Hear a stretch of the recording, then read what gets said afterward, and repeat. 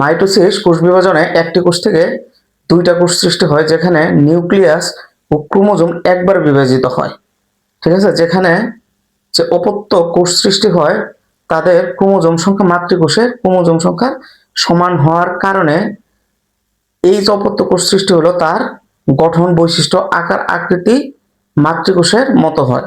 আজকে আমরা এই মাইটোসিস কোষ বিভাজনের গুরুত্ব সম্পর্কে জানবো।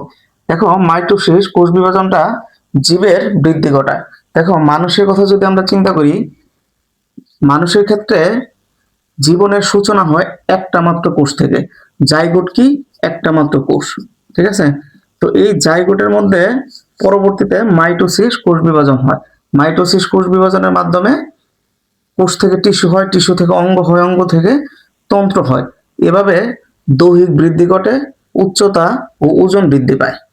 তারপরে দেখো মৃত কোষের প্রতিস্থাপন। এখন দেখো, হাতের কোনো অংশ যদি কেটে যায়, এখানে যদি কেটে যায়, এইখানে কিছু কোষ ক্ষতিগ্রস্ত হয়ে মারা যায়। ঠিক আছে, তো এই যে কোষগুলো মারা যায়, এইখানে মাইটোসিস কোষ বিভাজনের মাধ্যমে নতুন কোষ সৃষ্টি হয়ে এই জায়গাটা ভরাট হয়ে যায়, মানে ক্ষতস্থান পূরণ হয়। ঠিক আছে, তারপরে দেখো পুনরুৎপাদন। অনেক সময় তোমরা দেখবা যে টিকটিকির যদি লেজ কেটে যায়, তাহলে কিছুদিন পরে আবার ওই টিকটিকির লেজ গজে যায়। এটা মূলত মাইটোসিস কোষ বিভাজনের কারণে হয়। দেখো, কিছু কিছু ক্ষেত্রে অযৌন জনন মাইটোসিস কোষ বিভাজনের মাধ্যমে হয়।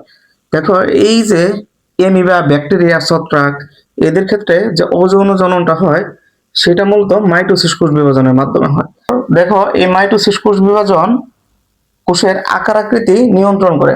দেখো, মাইটোসিস কোষ বিভাজনে নিউক্লিয়াস ও সাইটোপ্লাজমের সমবন্টন ঘটে এবং যে অপত্য কোষ সৃষ্টি হয় তার ক্রোমোজোম সংখ্যা মাতৃকোষে সমান হওয়ার কারণে যে কোষ সৃষ্টি হয় তার আকার, আকৃতি, গঠন, বৈশিষ্ট্য এগুলা মাতৃকোষের মতো হয়।